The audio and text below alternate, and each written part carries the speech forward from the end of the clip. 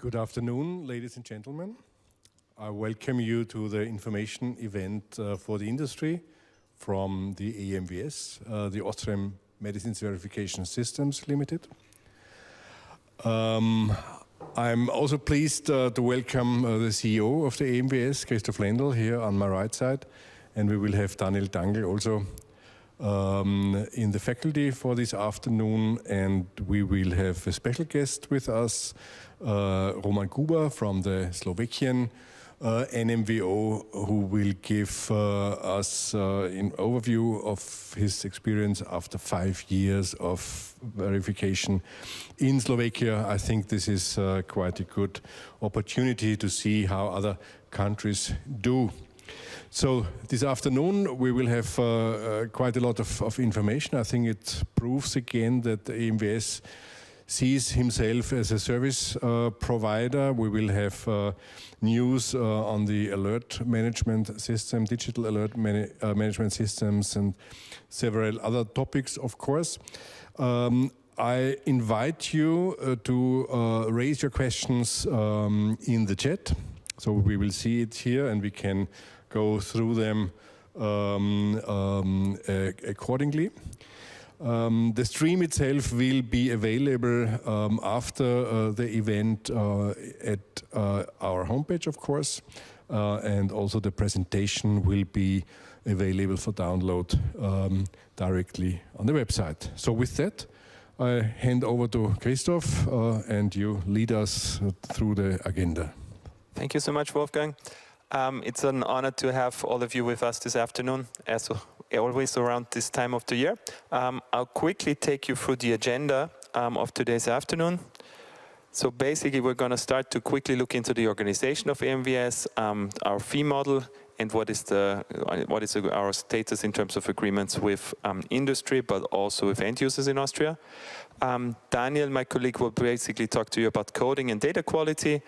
I'll have some current topics that we see on the European level, so some news from Brussels for you. We'll look into our alert statistics and the sources of errors in AMVS, so in Austria. We have a new guidance document on alert management coming out, so I think that one is quite important for everyone. And we'll give you an update on the status of our start phase. Lastly, we'll look into AMVS, so the European Alert Management System that a lot of OBPs are already connected to, as well as ADAM, our local alert management system for end users. And then we have our special guest, as mentioned by Wolfgang before, Roman, who will basically tell us how the FMD story has developed over the last 5 years in Slovakia. So with that, I'll quickly take you through our organization. I think that's a very steady organization. We're very happy with the overall support that AMVS is giving the Austrian market here. I have the pleasure of being the general manager of the AMVS. Daniel, who will talk to you later today, is dealing with our customers, although on all ends. We have Peter Berger-Pierczek and Tanja Schaumann, who are dealing with all operations and IT matters. And obviously, we also need a quality department, which is headed by Rita Freitag. Our end users receive additional customer support, and we are also getting some coordination support from Madeleine, Sema, and Julian. And that is a bit what we have. As you see, AMVS is chaired by AMVO basically, and AMVO has members of all industry or all the full pharma supply chain in Austria. So we have Pharmic and Generika Verband representing the industry. We have Fargo, which represents the wholesale community, and we have the Chamber of Pharmacists and the Chambers of Doctors, also members of AMVO. Yeah, quickly looking into our relationship with industry representatives, so with responsible pharmaceutical companies, as we call them. We have 298 agreements here in Austria. That represents the complete RX market. So every company which has an RX product on the Austrian market also has an agreement with AMVS, which we are very proud of. And this is a quick glance at our fee model. We have a fixed turnover-based part of the fee model, which goes from revenue below 100K basically, which is the lowest fee, and the highest category that we have is above 250 million euro annual turnover in Austria. Obviously, the fee is increasingly higher for the really big companies here. Looking at the second part of the fee model, we have also variable volume-based part. Here we have two different categories. So for the first 2 million serial numbers being loaded to the system, we are charging 0.007 euros, while for everything which is above 2 million serial numbers per year, we're charging 0.003. Yeah, we're not changing the fee model at the moment. What is, however, has changed this year is that we have done a bit of a tweak to the invoicing. We have reduced to 3 invoices per year, so all of you have already received our first invoice for the fixed turnover at the end of January, basically, end of February. And we're now, during the month of July, you will see the first invoice for the volume-based part for the months of January to June, while during January next year, we will invoice the second half of the year. Lastly, quick look at our end-user connections. Here we have contracts with in total 2,600 locations, out of which 809 are dispensing doctors, quite special for Austria, that we have those agreements in the more rural areas of the country. We have public pharmacies, biggest base of our customers on that end, with around 1,537 locations. All the hospitals are connected to the system, and we also have 142 wholesale locations. Okay, that's the first part. Yeah, thank you, Christoph. In the chat so far, there's not yet any question, but from my side, you said currently no changes in the fee model. Do you see a perspective in the future about that? Yeah, looking at the fee model, as in the previous years, we have already reduced the fee model twice. So we're now entering a state that is basically the general level that we need for keeping AMVS afloat. So for the time being, I do not foresee further changes. Obviously, if scope or anything like that changes, we would need to revisit that discussion, but for the time being, we will probably stick with the current line of fees. Okay, so thank you for that. Now I can welcome Daniel here at stage, and Daniel will give more information on coding and data quality. Daniel, please. Thank you. Just need the presenter. Yes, this is evergreen every year. I try to ask the questions to myself that I'm asked quite often during 1 year. I want to give you a summary within the next slides. First slide is the link to our coding rules. It's a very good document that I think answers most of the questions that arise in the daily life on the use of product codes, PZNs, and so on. You have the links here. There's a German and an English version of this document, and I think it's always a worth read. Something that I am asked quite often during the last year, and also something that I have contacted a couple of OBPs during the last year, is the question that how does a pharmacy know which product they have scanned after they have scanned it. So how do they obtain the product information on their screen after scanning the data matrix code? This picture shall give you an overview on the processes that happen after such a scan. So the pharmacy is scanning the data matrix code.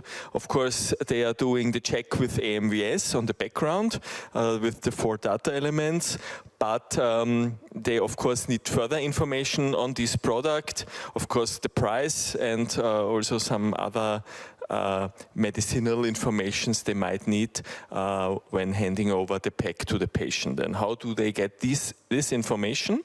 They take the product code out of the data matrix code, and the software is looking for the corresponding Pharmazentralnummer, PZN, that is stored in a product register called Warenverzeichnis. This register is published by the organization called Apo Verlag, that means in English more or less publishing house of the pharmacists. In this product catalog, every company can register their products, or must register their products if they are selling them in a public pharmacy. And there they have the PZN. And for single market packs, it's quite easy, because for single market packs you must use the Austrian NTIN as product code, and the Austrian NTIN contains the Pharmazentralnummer, the PZN. So the software can itself calculate the PZN out of the NTIN, and there is no further action needed. But of course, we also have multi-market packs that are used for more than one country. And if such a multi-market pack, including Austria, is brought on the market, you have the choice to use another product code than the Austrian NTIN. For example, a global GTIN that you have issued yourself, or a lot of companies use the German NTIN when combining a pack for Austria and Germany, what is the most common combination, of course, due to the same language. And in this case, of course, the software has no clue on the Austrian PZN when reading the product code, because the product code is either German NTIN, as I said, or GTIN. So there is no clue what the Austrian PZN is behind that. So we, or better you, must tell the software what the Austrian PZN is behind this product code. And this has to be done again via this product catalog Warenverzeichnis. There you have a field product code, and this field must be filled with the product code if it's different to the Austrian NTIN. If it's the Austrian NTIN for a single market pack, you don't have to fill it, because the product code is known to the software, or the software can calculate it. But in case of multi-market packs, always you have to enter the correct product code there. I might have contacted quite a couple of companies. For sure, this is not a direct AMVS topic, because it has nothing to do directly with checking the serial number in the Austrian system.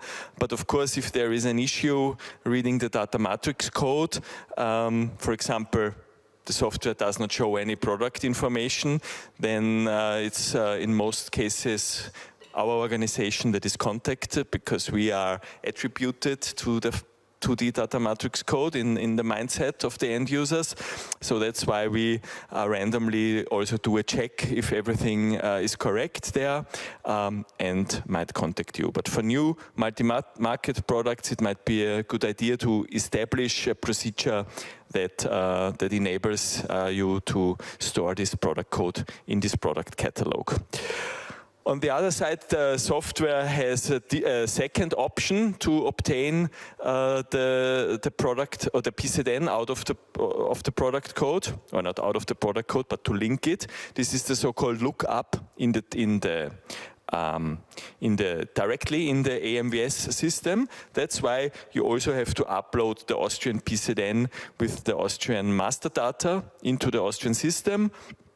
Since June 23, we have a check established at the EU hub. So new master data from June 23 on can only be uploaded into the Austria system if the PZN is a correct calculated PZN. Means if it's 7 digits and if the check ticket is calculated in the correct way. But of course, to choose the correct PZN for the correct product has to be done by you, because this is nothing the system can check. The system can only check if it's a mathematically correct PZN.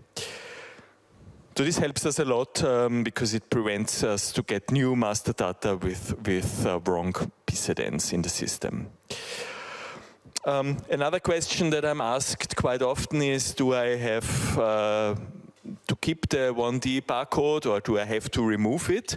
So the question is no is no in both cases. You don't have to keep it, but you also don't must remove it. But we would recommend it not to use it anymore, not to print it on the packs of new products when you design a new product pack, or if you do a pack redesign, maybe you need some space for something more, or you can make the pack a little bit smaller for environment reasons, then we would recommend you to remove the 1D barcode as soon as possible. But there is no legal obligation so far not to use it anymore.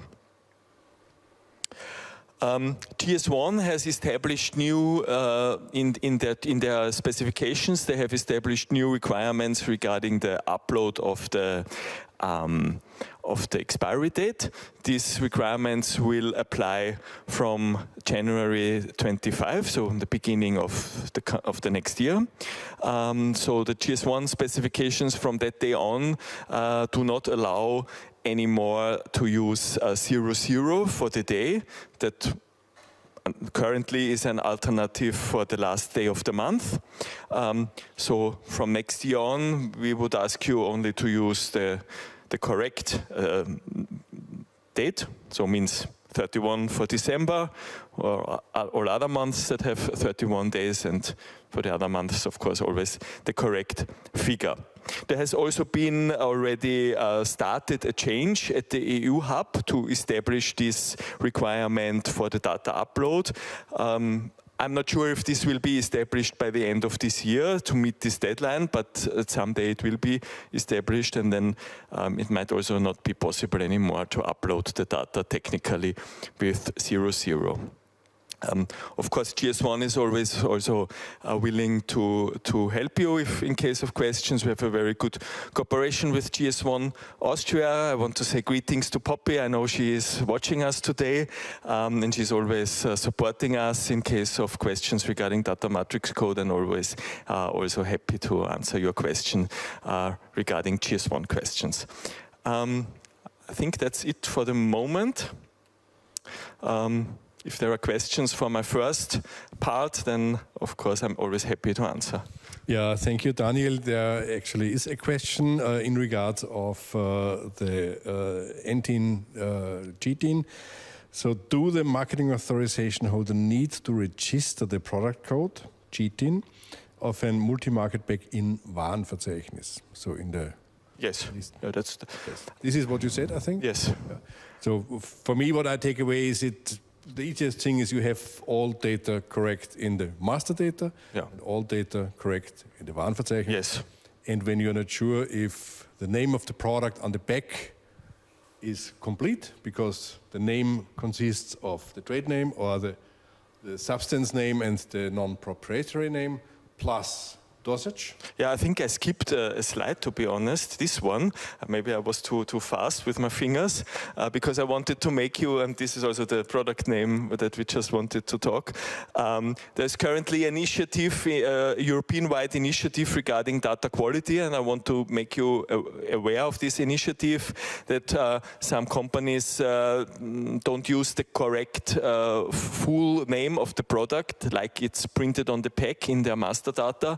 And there are some initiatives to correct this, because some softwares are using the name directly out of the system. Our pharmacy softwares don't use it. They take the name out of this product catalog that we have just mentioned. But for example, our alert management system will use the name directly in the system, because it's not linked to another database. Also, some web-based verification software systems that are not linked to an Austrian database and are used by end users take the name out of the system. And it might be confusing if the name that is printed on the pack is a different one that is shown by the software. For example, there is a brand name on the pack and the name of the active substance in the system. That happens quite often. Not all end users know the active substance that is related to a product. So it might be the case that you will be contacted if there are issues with the name uploaded in the system. So thank you for clarification. So in case the person who is uploading data into the system does not have the back in front of him, there is still the possibility to have a look at the marketing authorization, because there is the registered name of the product complete. Yes. Printed. Good. So, no further question on the chat so far, so therefore I hand over to you again, Christoph, for the European news. Yeah, thank you so much. We have a couple of topics that we want to bring to you also from the EU level, starting off with Italy and Greece. As you have already heard, probably the delegated regulation is to be applied in both countries as well, starting from 9th of February 2025. So the delayed entry period for both countries are ending. We have Italy, basically where there is a lot of progress these days. So there is an NMVO already founded. It has Marcello Mattarelli as the general manager already hired. And Italy has also already selected the blueprint provider, which will be Avato, the same company which is also serving the Austrian NMVS. As far as I understand, the existing Poligrafico system that is in Italy will somehow be incorporated and will work like a concentrator for the Avato system. Very exciting, a lot of stuff going on at the moment in Italy. NMVOs all over Europe are obviously looking that very carefully and are making sure that there will not be a detrimental impact to the rest of our systems. But all in all, I think Italy is on a very good track. When we look at Greece, things are a bit more difficult. We know that the NMVO has already been founded. We have not heard of any people that work for the NMVO just yet. And also, as far as we know, the Greek stakeholders have not yet made a decision on which blueprint provider they want to choose. Yeah. We have 2 countries entering. Unfortunately, we also have 1 country leaving, which is the UK, so Northern Ireland. We call it Nixit. So the exit of Northern Ireland, due to the Windsor Agreement, which was taken in February 2023, basically says that as of 1st of January 2025, FND will no longer be applicable in any part of the UK. The existing data repository will be shut down, and the historical data will no longer be available. It will be deleted. At the same point, also the NMVO, so Secomed, will be liquidated. All single market UK packs located in the Austrian markets at that point will generate the level 1 to 4 notification. They will basically say that the market that you're trying to get data from is no longer existing. For multi-market packs that has UK as one of the countries, we do not expect any issues or any changes in behavior. We basically have performed a technical change, which will basically ask the packs to be queried against all other markets besides UK. Lastly, not to forget, if you're delivering packs to the UK after 1st of January 2025, packs should be decommissioned, and they should be marked with the status export, like when we send them to any other parts of the world besides Europe these days. Yeah, last topic to bring to you is the non-FMD list. The non-FMD list essentially is intended to prevent serialized packs that are not affected by FMDs, or packs which have a 2D data matrix code on them but are not relevant for FMD purposes, from generating the message unknown product code. We have pilot use. We have agreed with the Commission that we can run a pilot on that program basically with Belgium, Spain, Austria and Ireland this year. And the Commission and EMBO stakeholders have made it very clear that we need to limit the use cases for that pilot. So essentially that is limited to medical devices, food supplements, imports from non-EU. So if you have an American pack or a Japanese packs coming into the country, we have the possibility to put them on the non-FMD list and therefore send clearer messages to end users than just unknown product code. The same goes for UK batches that are placed on the market before December 31. if those have not been loaded to the data repository, or the marketing authorization holder does not have the ability to load to the data repository anymore, they can also be added to the non-FMD list. We expect that to happen for Ireland over the next couple of months, but the pilot is just getting started.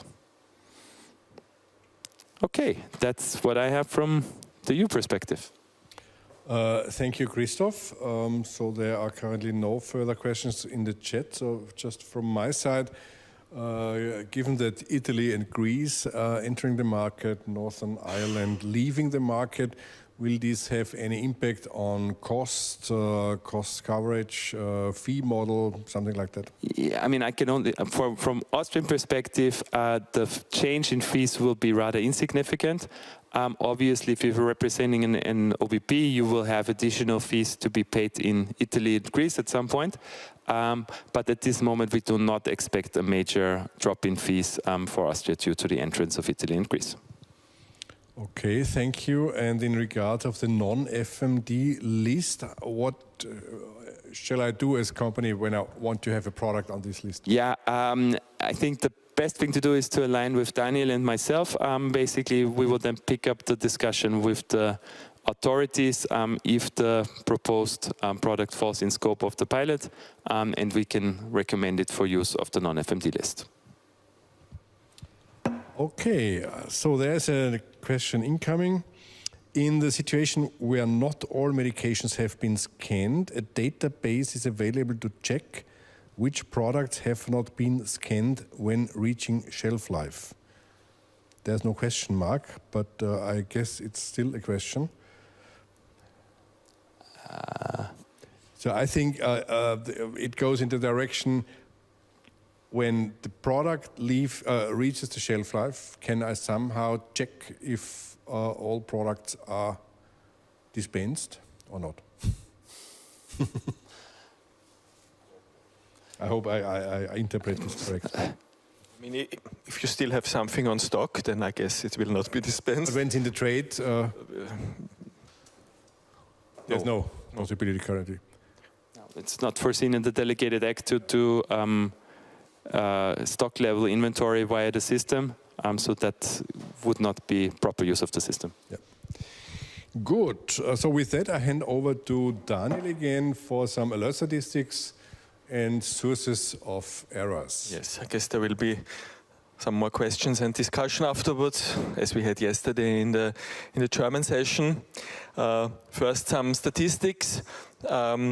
Very nice development on the first graph. We can see decommissions are based on and verifications as well. Decommissions are in orange, verifications are in blue, based on an average working day.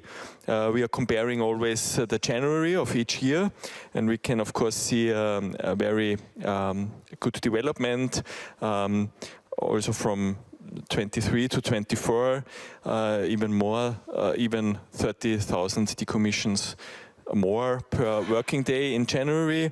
I also wanted to show you the last complete month, the May. The May is always a very strong month because we have 2 public holidays on Thursdays in May, and maybe a lot of people take holiday on the Friday afterwards, so they might not go into a pharmacy on these 2 days, and so there is more traffic in the pharmacy on the other work days. That's why the decommission rate per working day is so high in May.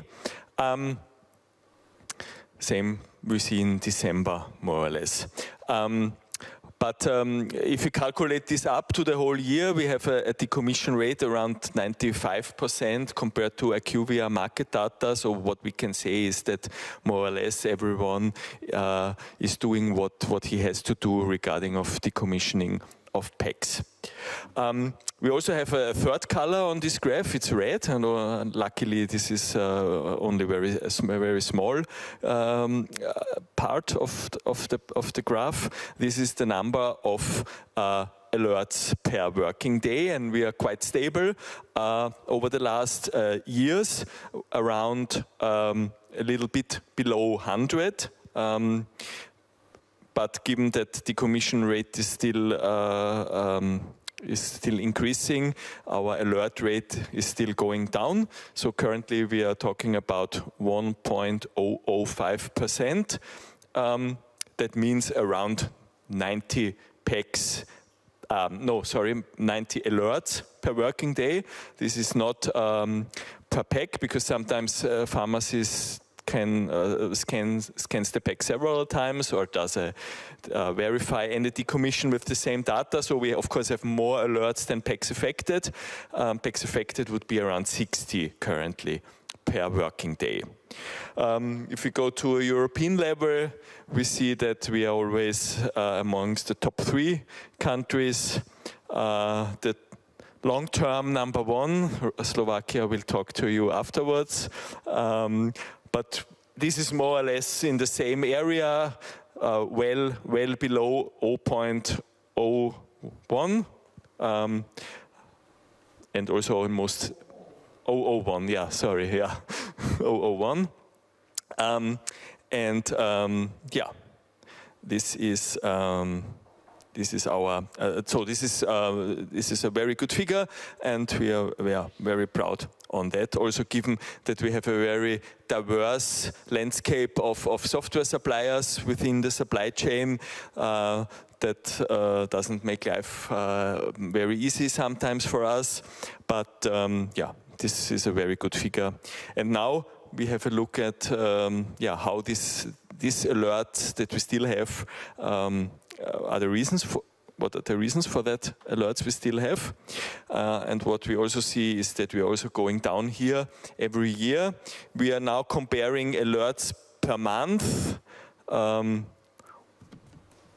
Yes, absolute number per month, but calculated for different PECs. Not alerts in total, but different PECs affected.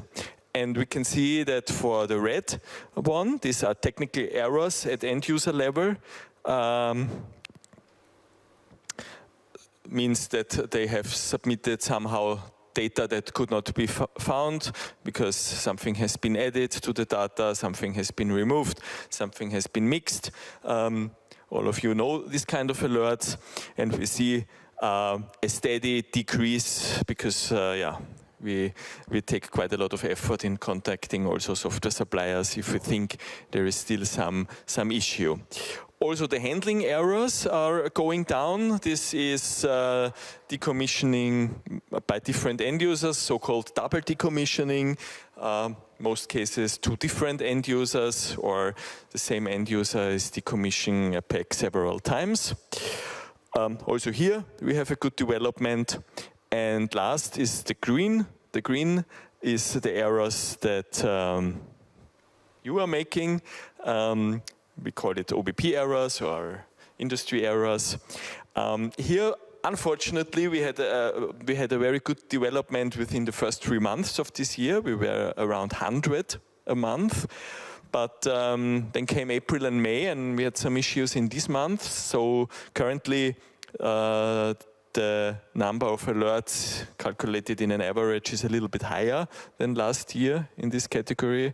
But yeah, we're optimistic that the second half of the year will be better and that we will go down with this figure for the rest of the year. So if we have a more detailed look on these OBP errors, we can also see that figures go down in most categories.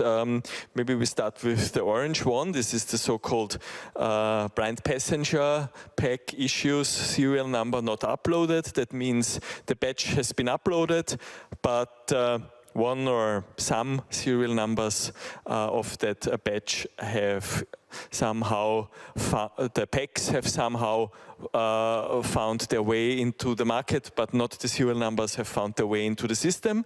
That causes the error serial number not uploaded.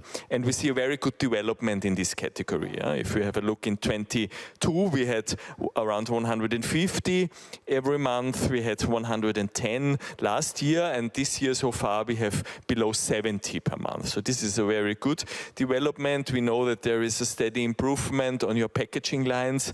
We also know that once this improvement has been established on the line, it takes months or maybe also a year until this is reflected in the alert data, so that we are optimistic that maybe next year we will be below 50. That would be a very good number.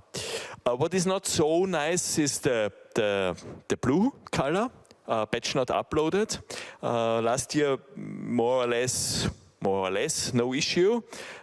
This year we had a couple of issues that related, if we calculate it on a monthly basis for the first 5 months on the year, on almost 80 alerts every month, because a complete patch that is not uploaded into the system has reached the market. We will have a more detailed look on the next slide.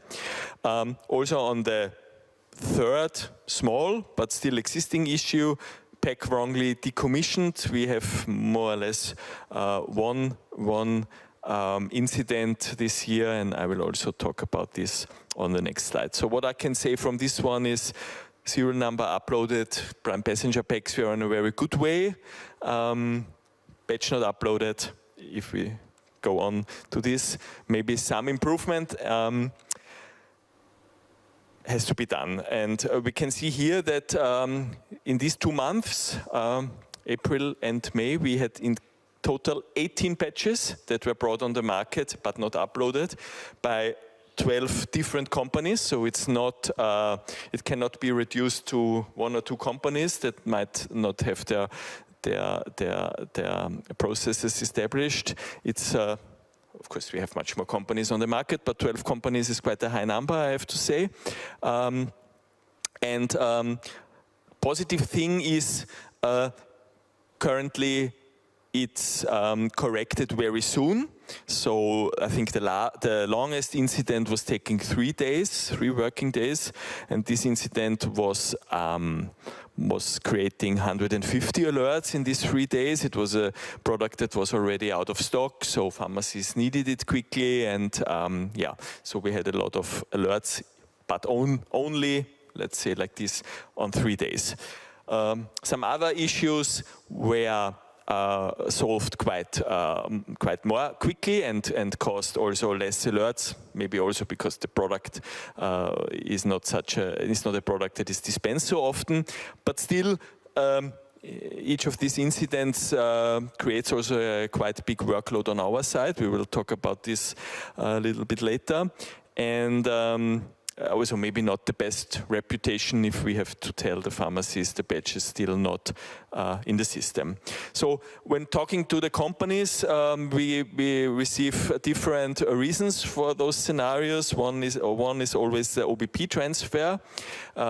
If you're using a single market pack and so the product code is an NTIN, then the PZN is kept in more or less all cases. So this product code has to be transferred also from the OBP representing the old MAH to the OBP representing the new MAH. This is, I think, quite a well-established and easy process with EMVO, but of course it has to be done in time. Before the new OBP is uploading his first batch. Other thing we heard 2 times was we didn't realize that our EU Hub certificate expired. My software didn't tell me. I don't know. I didn't see it in my software. However, I guess you also did not get a callback from the EU Hub if you don't have a valid certificate. So somehow maybe it could be possible to see such an issue. Something else is a contract manufacturer did not deliver me the data, but I guess he delivered the bags, so somehow you know that the data has to be uploaded. And also sometimes I hear it's an individual human error. We have forgotten. That's also something that I have heard. Well, however, all of these cases could be avoided by checking just one serial number after you think you have uploaded the data or before you deliver the first packs to the market. This is something that is recommended not only by us, it's recommended by EMVO, and I think it's recommended by every other NMVO to check one pack either by yourself, by your OBP account, or at good receipts at your warehouse. And also the coordination with the QP might not be the best in all these cases that I have talked about, because of course at batch release somehow there must be a procedure established that guarantees that no batch reaches the market that is not in the system. Serial numbers not found, the so-called blind passenger packs. I have already said we have a good development. However, so far in this year, we had 148 patches that had at least one blind passenger pack by 44 different MAHs, so it's also not a problem that can be reduced to one or two companies. It's a problem that is still there. It's getting better and better. We are very happy about that, but we see we still have some room for improvement. Also last year, I think the batches that had the most blind passenger packs had around 100 or 200. This year, so far, we have one batch that has, at the time when I did the slides, had 15 blind passenger packs. I think now we are around 20. But this is more or less a bad example. The other batches, in most cases, have 1, 2, or 3 blind passenger packs. At some point, we will reach, also in Austria, we will reach the phase of real operations, and then blind passenger packs will only be allowed to be dispensed if they will be uploaded retrospectively. If not, then they will have to be returned as a complaint to you. 3 companies of these 44 currently are able to reload those blind passenger packs.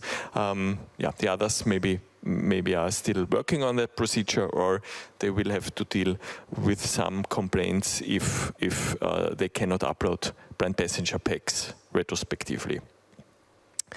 Some words on the case we currently have on wrongly decommissioned packs. There is a product that has a stock out in Austria.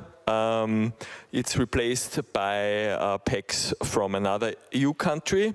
So far, well-established procedure. However, in this other EU country, someone thought it's a good idea to set these packs, and it's around 400, I think, to export it. Because it leaves the other EU country. That might be correct, but it still stays within the EU. We have an AMVS, a European Medicines Verification System. That means we have an intermarket operability. On our events, we are talking about that since 2017. Also, it can be found in the delegated regulation, the requirement for intermarket functionality. So I think this is a well-known feature of the system. That means, in short, a pack that is uploaded in one country can be verified and decommissioned in any other country, in all directions, regardless how the system is exactly working in this country. Intermarket functionality is always working.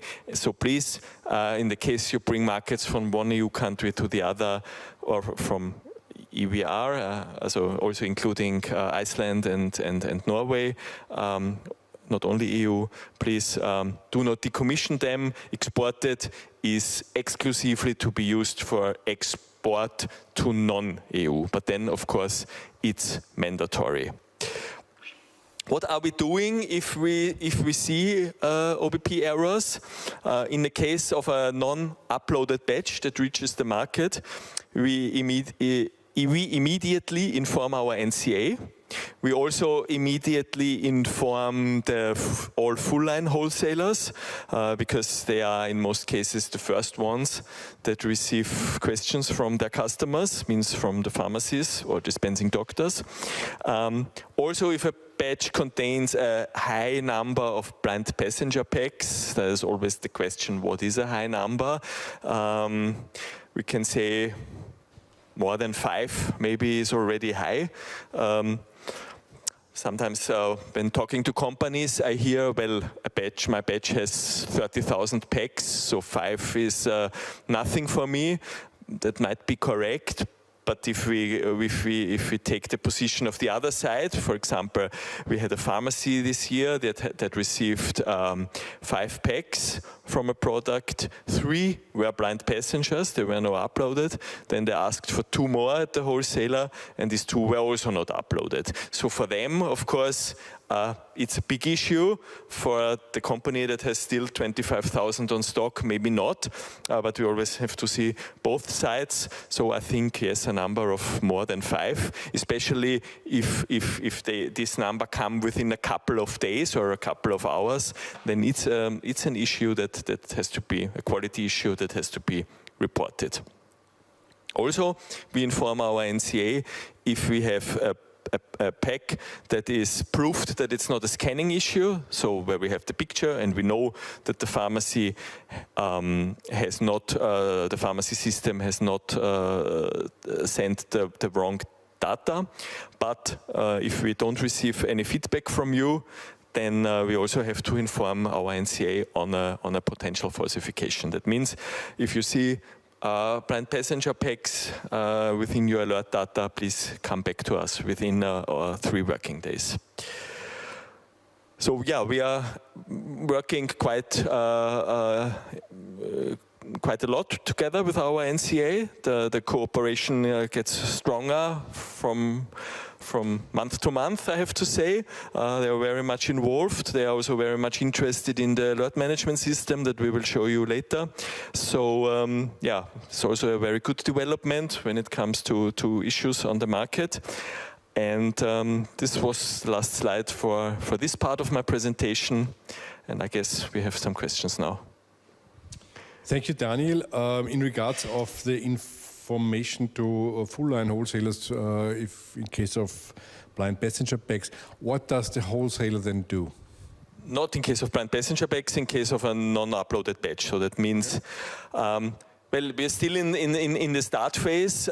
So at the end, it's their decision. But what I know is that they're blocking the batch until we give them the okay that the batch is uploaded, because it would create more alerts than we already have.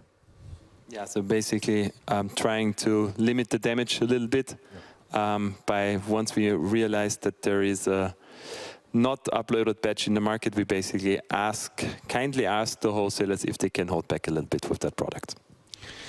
Okay, so by you and the AMVS team, several efforts have been undertaken to reduce the alert rate significantly. Now we are asymptotic, nearing the 0 line, but we will never reach it, of course. This is probably impossible.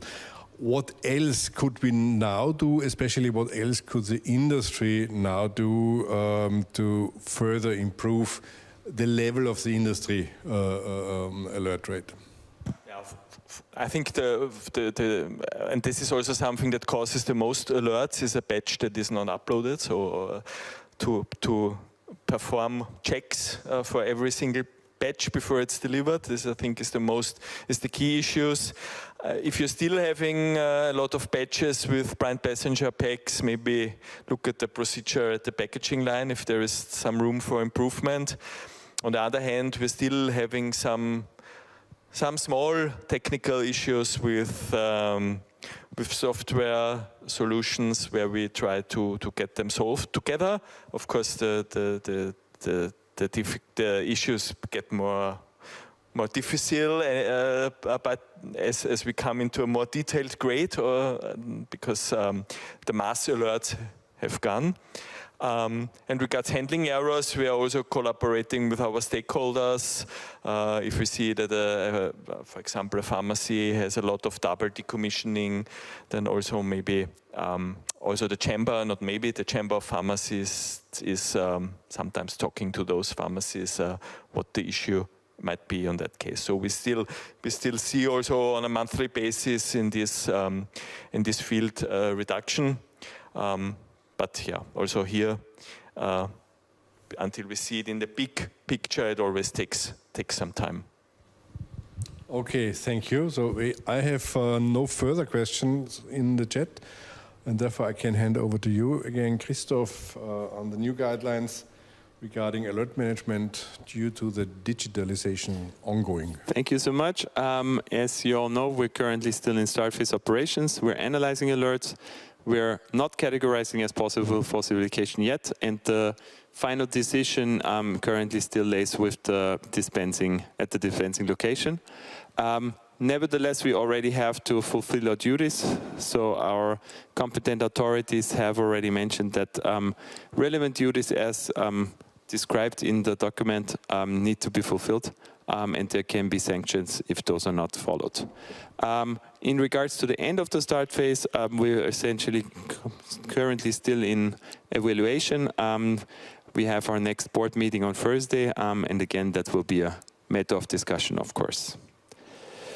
Yeah, what you see on the left here is our new document. So we have, we will talk to you about ADAM and EAMS a little bit further down the line, but we have a new guidance document that also deals with alert management system and the exclusion of falsifications, which is linked to the guidance on confirmed incident of falsification, but gives some more detailed instructions. We have prepared that one in consultation with the NCA, of course, and with the AMVO stakeholders. It's a supplement, as I just said. It also carries the strong recommendation to all stakeholders to use the alert management system. Yeah? So we really believe that simplifying communication between everyone by using an alert management system is a key. And that view was also shared by the NCA and all AMVO stakeholders. What are the benefits? We will not have any more email communication with AMVS and the authorities. It's not necessary anymore if you're using an alert management system. We can have direct communication with all parties involved. So end users and OPPs can talk to each other in an anonymized fashion. Also BASC and our NCA and AMVS can enter that discussion. And you always have an status of the alarm is always known to you at a glance. Here is a bit the guidance we have for pharmaceutical companies, what needs to be done within 3 working days. So basically we are asking you to take a look if it was you who was causing that alert, that can be indicated directly in the EAMS.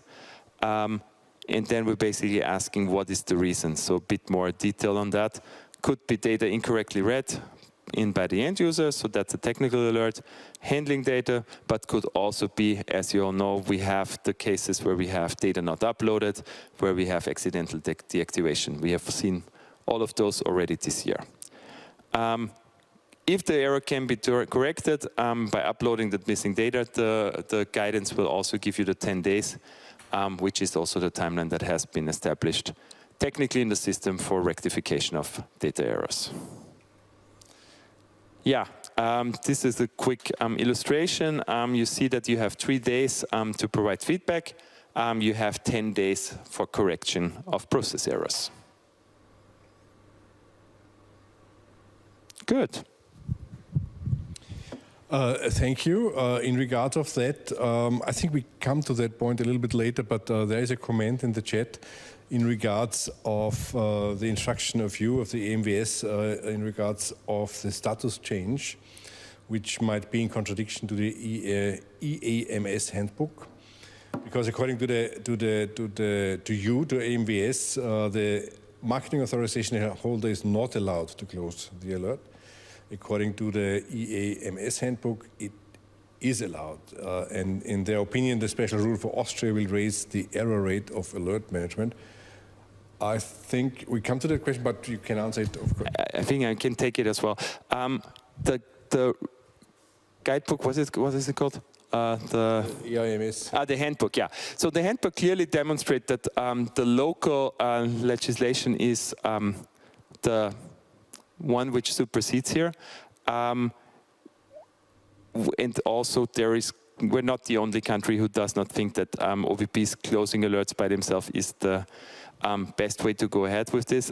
We have seen too many mistakes with that in the past. So for the time being, we think that an independent look by the AMVS or the NMVO is the right way to go. maybe a question I will then later on also hand on to our Slovakian colleague, how he sees that discussion. Okay, and there's the next question. So there's the next question. Are end users using the EMVO AMS system? If not, are they able to access its data in their own systems? Can they read anything the MAH OBP enter into the system? That question leads me directly into the next two slides I want to show you. So you see the design on your screen right now, yeah? So you have, basically what we have in the middle is the AMS hub. So that's the hub where information between end users and OBPs can be exchanged, yeah? As OBP, you have the ability to connect to EAMS, European Alert Management System. You can put your information there, and it can be exchanged with what we have here on the right side, which is the national system, ADAM, as we call it. We will talk about ADAM in more detail today, later on, but at the end of the day, indeed, the intention is that information can be exchanged between OBP or MAH on the one side and the national end users on the other side. We're not quite there yet, but we're pretty close. Yeah, so you see on the left, connection via EMVO. On the right, connection for NCA, NMVO, and end users via AMVS, ADAM. And that is where we're leading to. Today, the end users are not yet connected. We're very close, and we will probably get quite a bunch of them connected by the end of the year, but Daniel will talk about that in a bit more detail later on. You see here the AMS status of Europe. So you see that we have quite a few big countries already connected to the AMS. We have Austria as one of them as well. And if you look at it from an OBP perspective, while it's only 200 OBPs who are connected to the hub, this represents almost 50% of all alerts. So quite a lot of the companies who create a lot of alerts are already today connected to the EAMS hub. Yeah, now let's talk a little bit more on the use of the European Alert Management System, and then also we want to show you the Austrian alert management system for end users. You are not end users, but at the end we are providing this this system to the end users. Yeah, we can also say it's financed, of course, by your fees, so maybe it might be interesting also to see what we are presenting to the end user. And then also, I think we invested a lot of time, a lot of brain into the Austrian alert management system, and this is something we are proud of, and I want to show you some slides on that later. Some of the advantages for MAHs and OBPs using the European Alert Management System have already been mentioned. It does not cause any further costs for you regarding EMVO. Emails and so on, we have already talked. You can also establish a user management there. For example, I know from some companies that they create country-wise users, for example, for the Austrian affiliate, that they can only see the alerts created on the Austrian market, and so for other countries. Some OBPs have a more centralized approach. For us, of course, everything is fine as far as we can communicate in a proper way about this system. I will also talk on the question regarding closure of alerts later on when we see the status options you have. If the end user provides us a picture, then currently if he provides it by email and we know that you are using the alert management system, we upload it, and later the end user will be able to upload it. And you have the possibility to create rules for predefined rules for your own system that you can use, and that can reduce the number of alerts that have to be processed manually. There is quite a good presentation on those rules by EMVO, provided on their YouTube channel also, I think, and on their question and answers side. I would highly recommend to watch this. because I think this is working very properly, and I show you some details on the next page.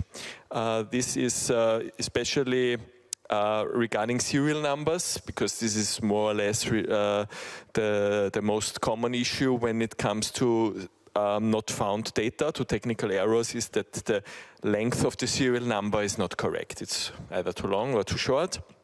So you can create a rule there that, for example, all alerts with serial number not found, where the length of the serial number is incorrect, means it does not correspond to the length that you are using for this product, that it generates an automatic message into the alert management system: serial number length is wrong. So all these alerts would then be processed automatically, and you would only see those alerts open where the serial number is in the correct length, and these are the most proper cases where it might be a blind passenger pack. So when the length is correct, I think 90% of the alerts are blind passenger packs on the Austrian market. You can also filter alerts. This is more regarding double decommissionings for alerts that are generated by your user yourself. Because alerts regards double decommissioning, this is something where the OBB in most cases cannot do a lot, only if he has created the alert himself or he was the one who has decommissioned the packs. So you also have possibilities to create rules regarding this question. And I think, can only speak for the Austrian market, you would reduce the number of alerts where you have where it needs a more detailed look quite significantly. So now we are again at the question regarding the status. So what we ask you is to always set the status to under investigation. Christoph has already mentioned that our idea, and it's not our idea alone, it's not the idea by myself and by Christoph, but we are the ones who have to communicate. It's also the idea of our NCA, to be correct, that someone independent also should have a look on the alert before it's closed. Because closed means investigation is finished. It's also not very easy, to be honest, to find alerts that have not been closed by us. So this is we have to use a lot of filters in the alert management system. And also, if we look a little bit into the future, when we connect our end users, also for them closed might mean, okay, everything is fine, I don't have to look into it, and maybe someone else has solved it for me. So that's why I think the whole supply chain in Austria is, including the NCA, is the opinion that it's not good to close alerts except for the NMVO or for the NCA. So we also will not, same rules for everyone, we will also not allow end users to close alerts. Here we can do it on a technical way, so they will not be able to close it. On the European Alert Management System, of course, you have the opportunity by the EMBO portal, but we would ask you not to close it. And coming back to the handbook, I have also read the handbook, and there is a clear remark on every point where it goes on closure of alert, that at the end, national rules apply. There is also a national appendix to this handbook, where Austria currently, unfortunately, is not included. The document has also been updated the last time, I think in 2021 or 2022. At least before we established our alert management system, it will be a summer project for me to get Austria into this national appendix, and then we will also have our requirements in this EMVO document that for sure will answer also a lot of questions that we have to do on an individual basis currently. So to sum it up again, please set the status to under investigation. Please always set an OBP investigation status. There are 3 possibilities, more or less. Is it on your side or is it not on your side, or do you still not know? Then you can set this OBP investigation status on pending. Root cause on my side, of course, includes everything except the end user. Root cause on my side so also includes your contract manufacturers, for example, or if something is done in your warehouse under your responsibility. This is all root cause on my side. Yeah, also if it's not the error of the person checking the button in the system, it's still on OBP side. If we see this on a whole, we cannot go into a more granular detail. So this has to be, of course, included into the OBP investigation status if you choose root cause on my side. And you have the possibility to send a comment, either directly with the alert status, or more proper for the end user, it would be the external message function, where you provide some more details regarding the root cause of the alert according to your investigation. On the slide Christoph presented, you had already some examples like serial number, too long, too short, or also, of course, not uploaded, and also the information regarding if it's your error, then of course will it be corrected and when will it be corrected. And these comments can be shared with us, can be shared with the NCA, and can be shared with the end user once he's connected. Also, what I'm asked sometimes is, will we then be able to see the end user? I mean, you will see his questions or his remarks, but you will never see his name. You will never know the pharmacy, because this has to be anonymized in the system. There was also one question if we share, or if the end user can see the comments that you have entered. Currently he cannot see it in the system because we have not connected end users yet. But of course, if this information is necessary for the end user to continue his work on the pack, of course, currently we forward this information to the end user, especially if it's related to a blind passenger pack or a non-uploaded batch. Then, of course, currently we will forward this information that we see. In the future, we hope that the end user can read it there himself. For those of you who are using the EMVO portal, I have chosen two screenshots just to complete the picture.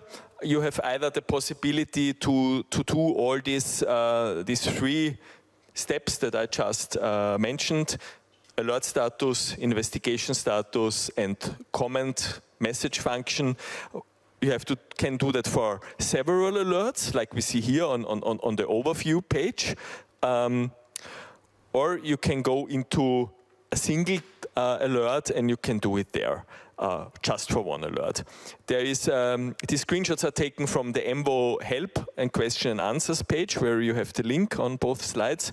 So I think this page answers a lot of questions and helps a lot.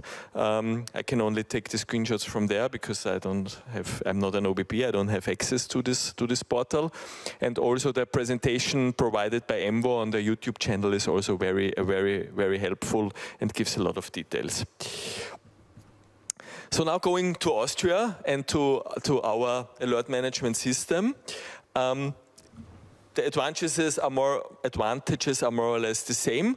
The end user does not need to write emails to us or to our NCA. He can process alerts directly or later, and of course he has the information he needs much sooner than if he has to wait for the next email or for the next instruction sent by us by email. And also, for example, if it's a communication that has to be forwarded from the OBP to the end user, first it would be an email to us, then it would be an email to the end user, and always some hours or maybe a day passes in between. So I think this will reduce the time an alert is under investigation a lot. And also we in our NCA, we are currently already using the system. We are closing all alerts there that are processed by OBPs via the EMVO portal. We are also closing all alerts where we still get the information by email.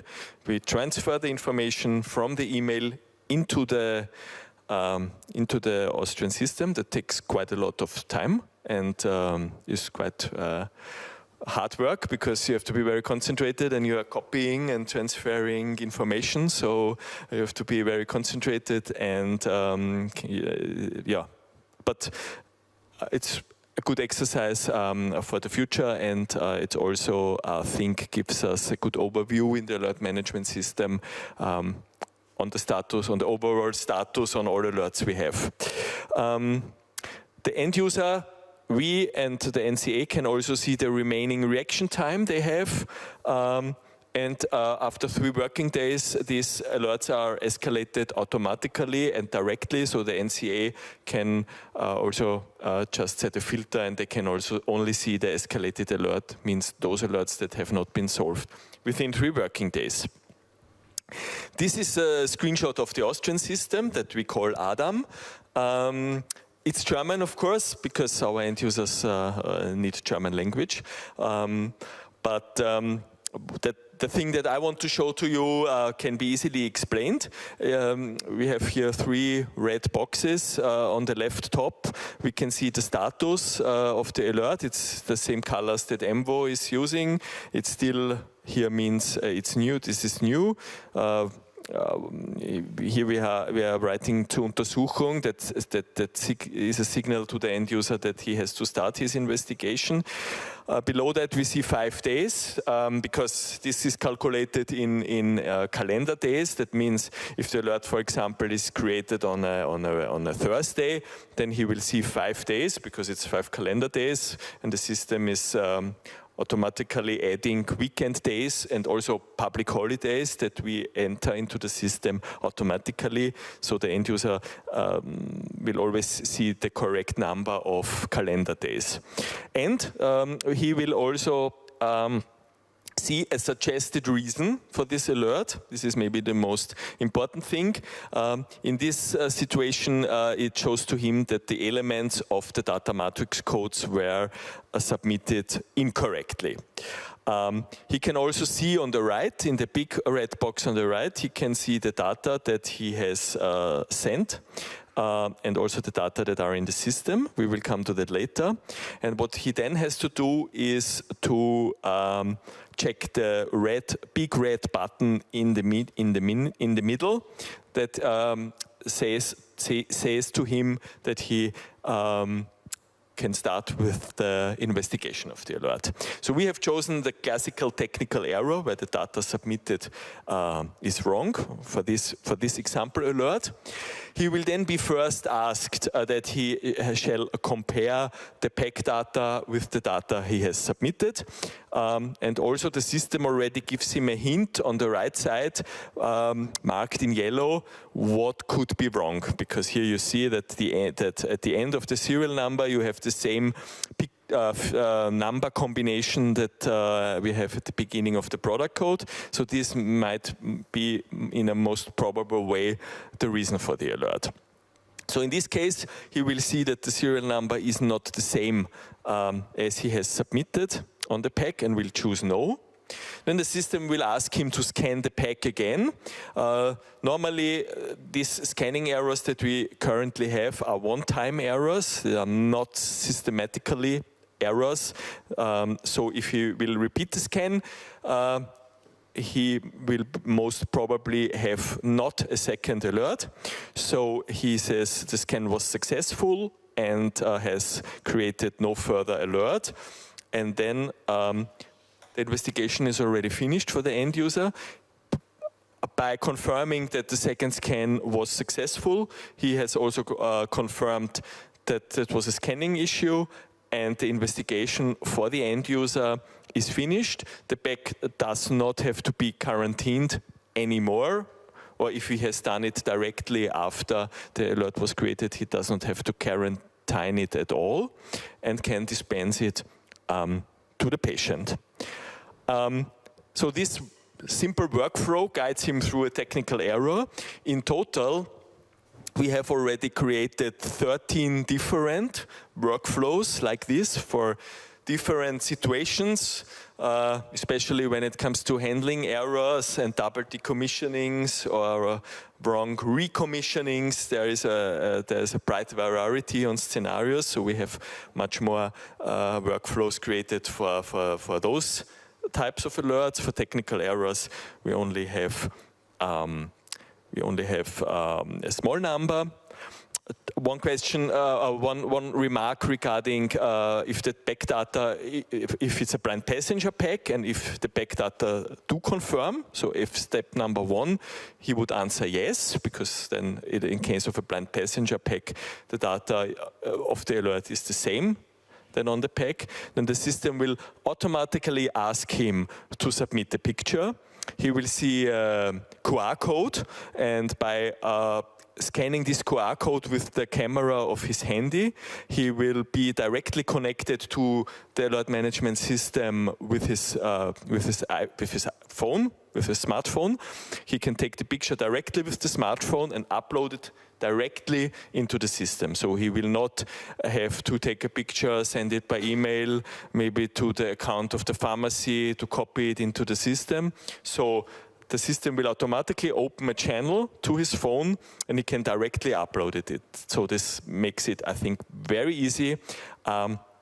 And by asking him first the question, do the data correspond, he will also only be asked for a picture in those cases where the picture makes sense, because we think in cases of scanning issues, a picture is not necessary to prove.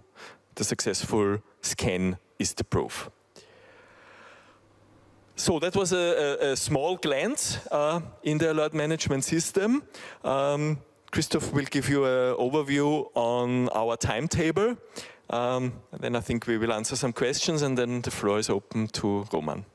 Okay, yeah, just to quickly, you see the roadmap here of our alert management system, Austria.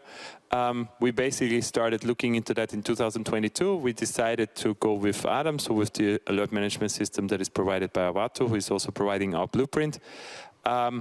We started development in 2023, also started thinking about these end-user workflows, which we think is really, really important.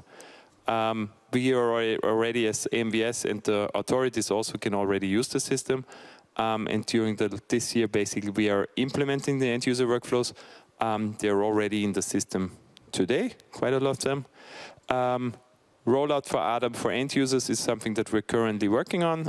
We hope that we have the first success stories here after the summer.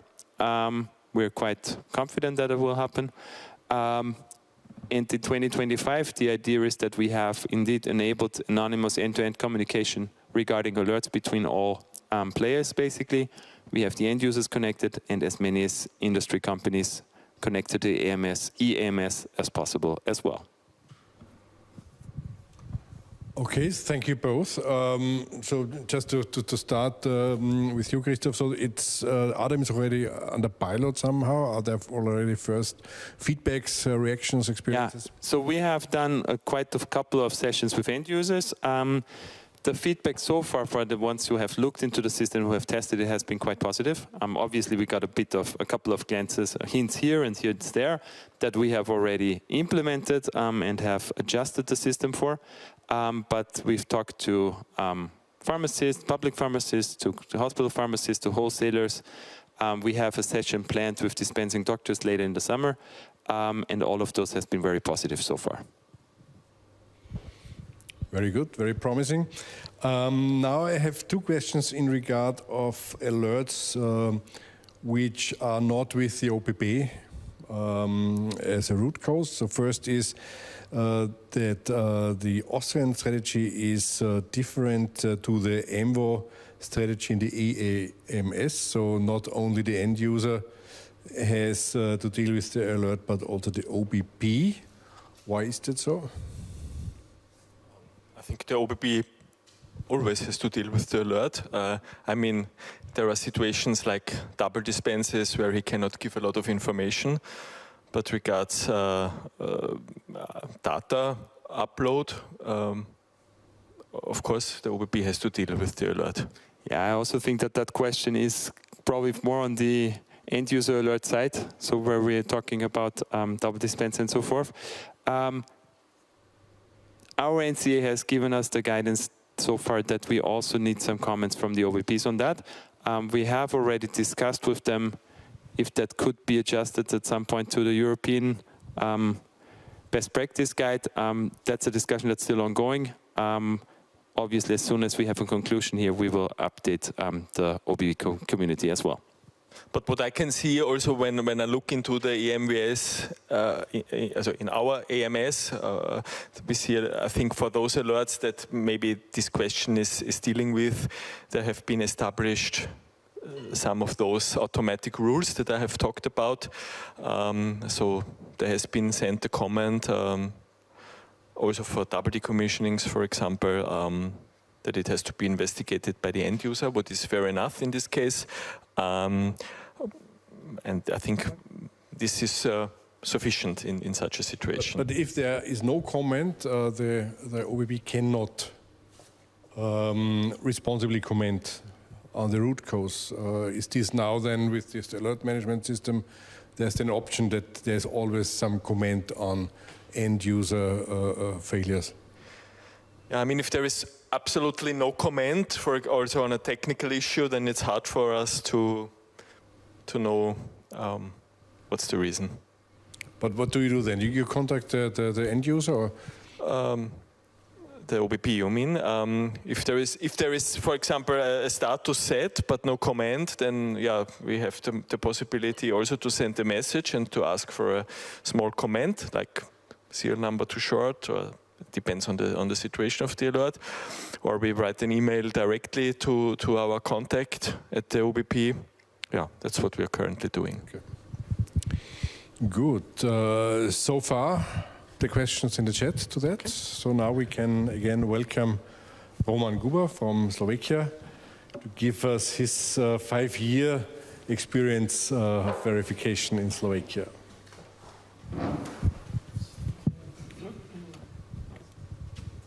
Thank you very much. Wolfgang, so good afternoon, ladies and gentlemen. I'm really glad that I am here. First of all, thank you for the invitation, Wolfgang, Christoph. I think that this is very, from my perspective, very important. Nice even to inform the pharma companies what is the situation. I'm sure that many of the companies which are participating on this meeting supply the medicines to the Slovakia market as well. So hopefully you will consider this my small presentation about the Slovakia like interesting presentation.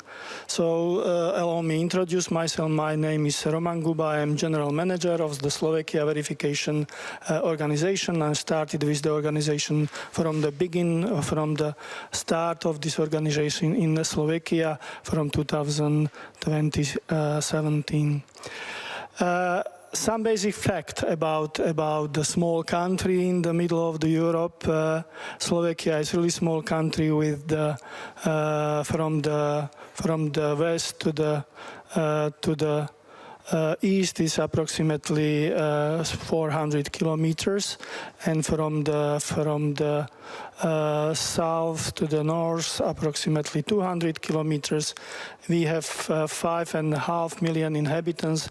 I think approximately it is the half size of the Austria. We have in Slovakia more than 2,000 pharmacies, public pharmacies. It is a huge number of pharmacies. We have more than 40 hospital pharmacies, more than 100 wholesalers. We have approximately, we distribute through the distribution channels approximately 110 million packs of Rx medicines per year.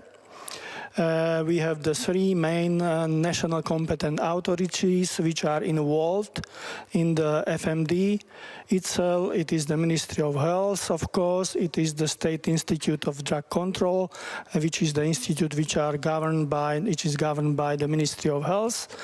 And we have some municipal offices which are responsible for the issuing the license for the related territory for the pharmacies and for the wholesaler as well. I would like to show you only some milestones, and I focus, of course, the milestones which are mainly related to us in Slovakia, which was very important in this big and, from my perspective, very successful project.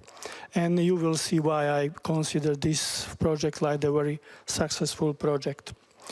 Of course, common milestone was that the European Union started and established the legislation framework, and based on this framework, we established in July our organization with the acronym SOOL. This is Slovak Verification Organization.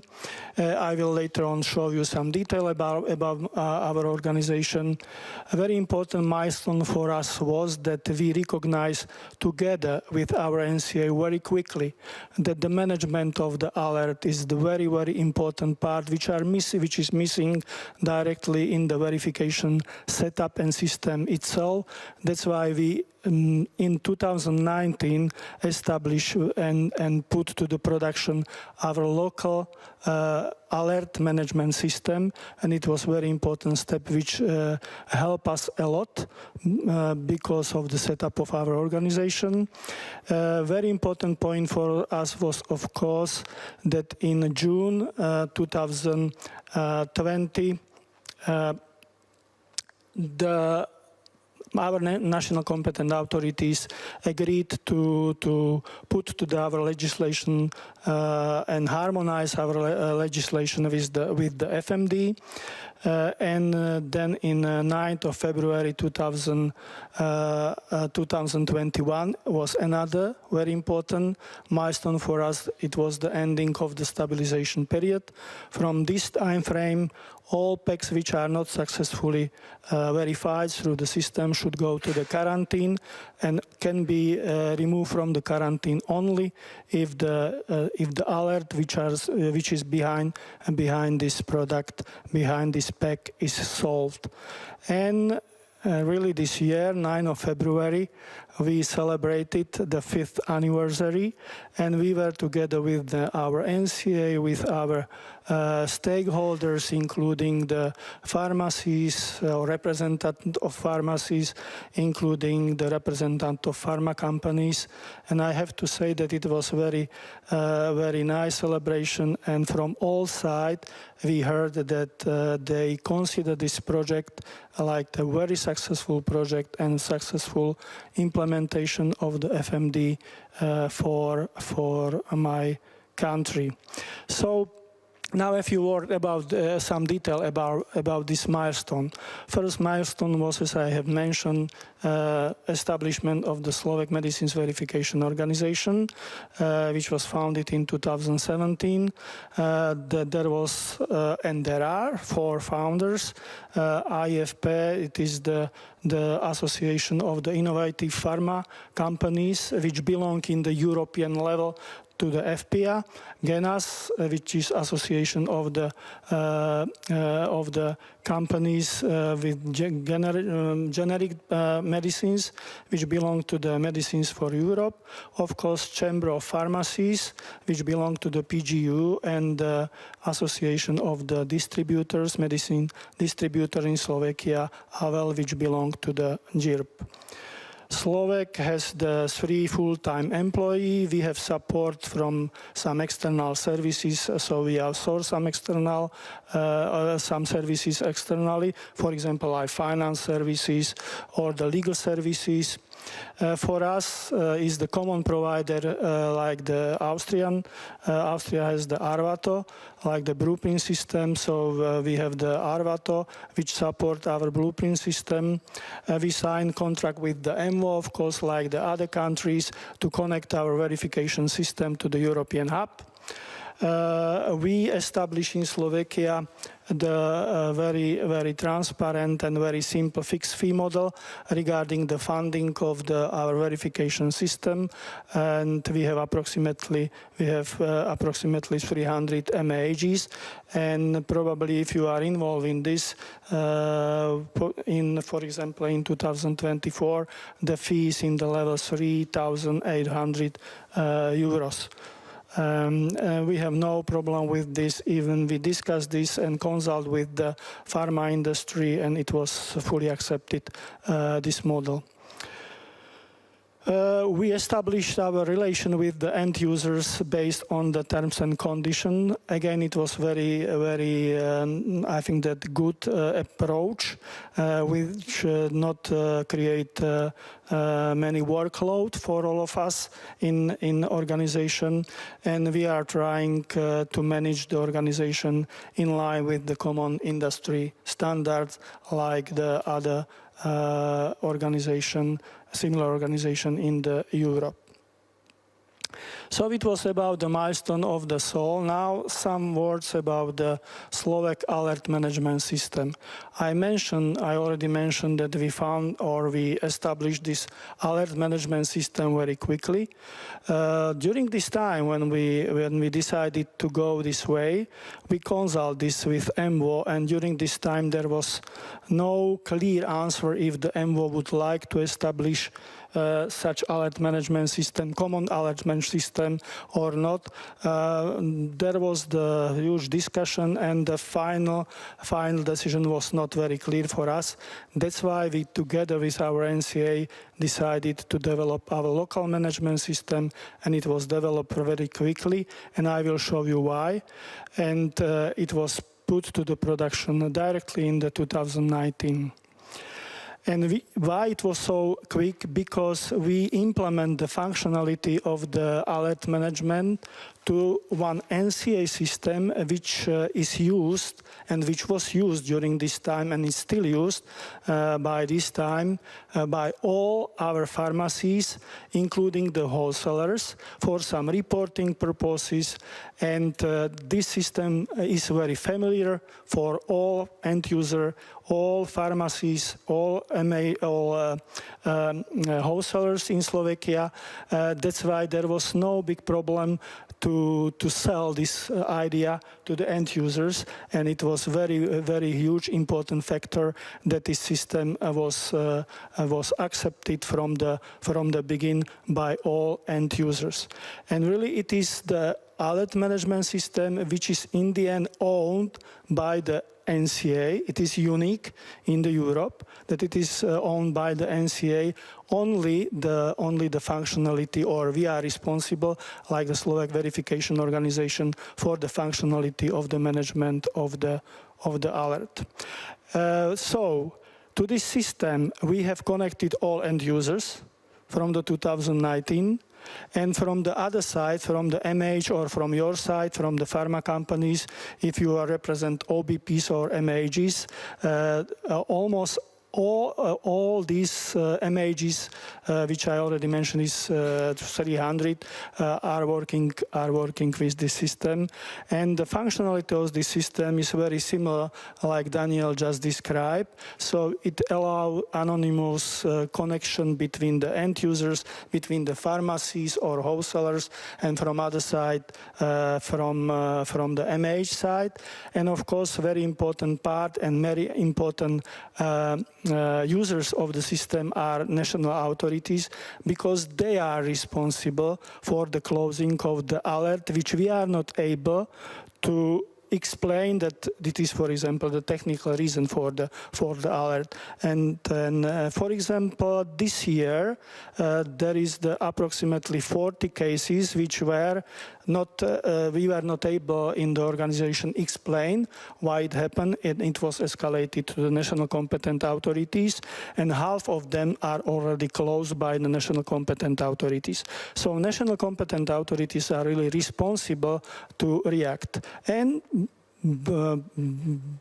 only after the, as I already mentioned, solving the situation with the PEC can be removed from the quarantine. With the alert management system, we fully reflect the FMD requirements. We are more or less fully in line with the MO guideline regarding the alert management through the system, and as I mentioned, it was fully accepted and governed by the local NCA. And from my perspective, this is most important point, that the local NCA is satisfied with this system. And now some picture about what was the trend in the evolution of the alerts. You can see that it is the number of alerts per week, and it is from the beginning of the implementation of the FMD in Slovakia by today. And in the left side, we were weekly in the level of 16,000 alerts per week. And on the right side now, currently we are in the level of approximately 250 alerts per week, which is really under the 0.00 threshold, and it is really manageable by my organization. As I mentioned, we have the limited resources for this. Based on, maybe this is the important and maybe nice picture, which give you some impression what is the level of alerts in Slovakia. That in this pie graph you can see in blue that in Slovakia, that there is no mention that this is a pipe which are related to the 2023. In whole year, from these approximately 2,000 pharmacies, we have almost 800 pharmacies without any alert through the whole year. I was really shocked and impressed when I have seen this picture first time. And more than 50% of the pharmacies had in 2023 less than one alert per month, and only 238 pharmacies had more than one alert per month. So you can see that this is not painful point for the pharmacies to put to the quarantine the PECs, and definitely there is no risk for the patient that the PECs is in quarantine if there is such level of the alerts in comparison with the number of scans. Maybe somebody can say, okay, and how many PECs are scanned through this system? I can say that more than 95% of the PECs, which I already mentioned, that there is the 110 million PEC per year, 95% of these those PECs are scanned and verified through the system. Okay, and I think that you have already seen this picture. Yesterday in the German session, I mentioned that this is not competition, but it gives some impression about the level of the system, how the system is set up in the countries. And I have to say that a big credit should go to the Austrian colleagues, that they are really doing the very good job from this perspective. Now about next important milestone for us, and I mentioned that it was the strong collaboration with the national competent authorities, and with the collaboration with the Ministry of Health, the outcome of this collaboration was really the harmonization of our local legislation with the FMD. Very important part was the maybe third bullet from this list, the definition of the fines in case of non-compliance with the FMD. Maybe that you are curious that what is the level of this fine, and it is going from the 300 euros to the 32,000 euros per some non-compliance issue. Of course, it depends on the severity of the problem and severity of the non-compliance with FMD. And it is valid for the end user, like the pharmacies and wholesaler, and the same for the MHs if there is the problem with the compliance. Regarding next or second very important national competent authority for us, this is really very strong collaboration. As I have mentioned, they are involved in the investigation of the potential falsified medicines, which are this is very important that they are very important user for our alert management system. We are reporting very frequently our situation with our system with them.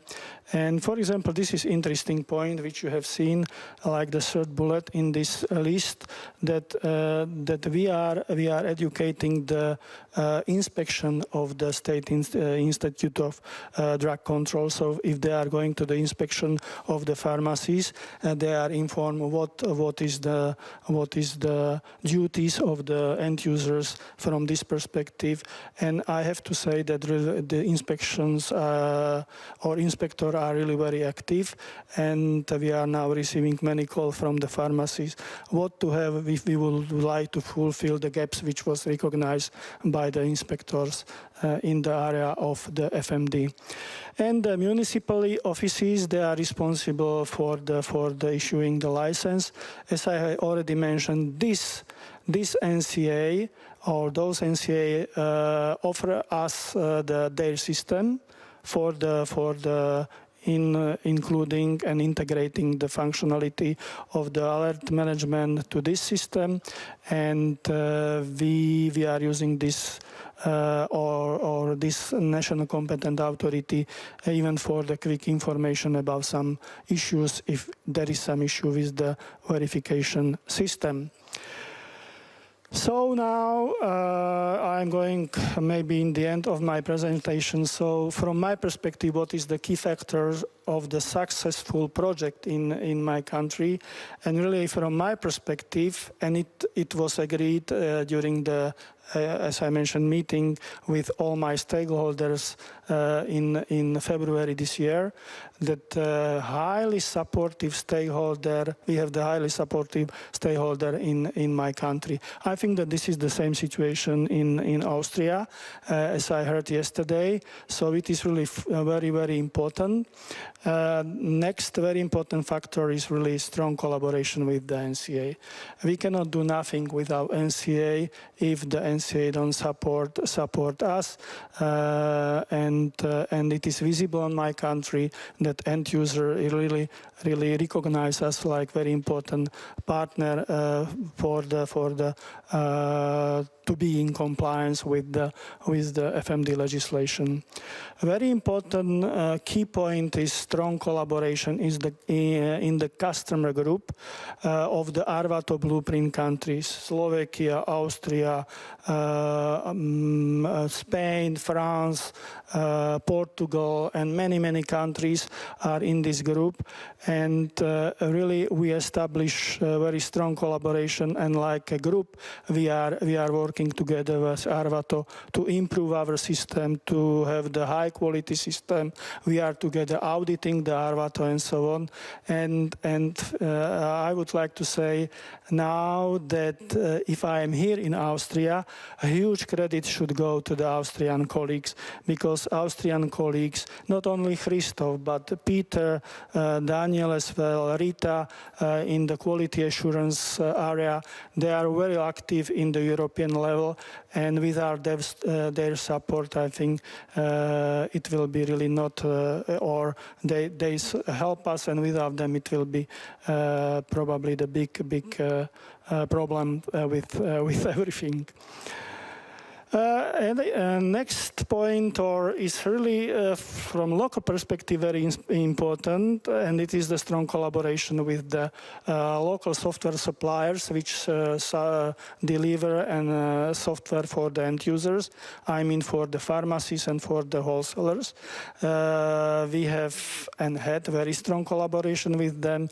We informed them about the requirements, about the technical specification, and we are fortunate that in Slovakia we have only 3 main software suppliers, so this is not a huge number of the companies, and really they deliver relatively good quality software to the end users. And of course, MO and AMVS community collaboration, from my perspective, is again very important, because we would like to have really very reliable European hub, because through the hub you are uploading your unique identifiers to our system. That's why this collaboration is next and very important point. Maybe the last slide from my side, because many times I have received the question that this system is really huge, really big, and probably very expensive. That if we have found some falsified medicine, and this is the example of such situation that we have found in Slovakia in 2021, in the end, really some oncological drug which were really falsified. And there is the screenshot from our alert management system. I'm not going to the details, but in the details it's seen that we have recognized the problem in a few hours. So in one day, from the alerts, we were able to recognize that yes, this is the problematic pack. It was escalated to the NCA based on this fact. Their packs was really in the quarantine, and it was confirmed later on that pack was falsified. I have no final result of the investigation because it is now under police investigation. So I'm not aware about any further detail, but definitely this is the proof of the functionality, definitely of the system. Even if I think that this system is really preventing barrier to entry of the falsified medicine to the system. And we were together with the Christoph in one meeting where was a presentation from one big company. And this company and this representative of the company told us that from the implementation of the system, they have seen nothing serious in Europe regarding the falsification. Even before 2029, it was really many cases which where they investigated the situation. So I am really proud that the system is working, is functional. I would like to thank you for your support, because without your support, we cannot do nothing. And I hope that it helped our patient to be more safe. One more time, thank you for the invitation, and in case of the question, I'm here. So thank you very much, Roman. I think crucial and is the keyword collaboration. This was done all over Europe in the different NMVOs. I think this was really the base success, and I think we do not have so many examples where different stakeholder groups work together for one common target. And you said it in your last words that since we have this system in place, the number of falsification have been decreased significantly to that low number we see currently. So I don't know, you have anything to add still on this at this stage, Christoph? No, I can only say thank you, Roman, for being with us today. Highly appreciate it. I think we thought that it was a good idea to show experiences from a different country this year. It was very worthwhile for me to understand Slovakia even better. We will certainly see if there's a tweak here or there that we can also use in Austria going forward. So once again, thank you very much for being with us today. Thank you. Okay, so thank you to all the presenters and the interesting news you provided. Thank you to the organization and all the contributors who make this project still to a success. Thank you to the audience for your attention and for your questions. There is one last question, if there are any news on the falsified Ozempic case. I do not have anything of substance that I can share with the larger audience here. As far as I know, it's still being investigated by the authorities, but we have not received updates on that in the last 6 months, I could say. Okay, so with that, thank you very much. We can close the event and wish you a nice afternoon. Until the next time. Goodbye. Thank you, bye-bye.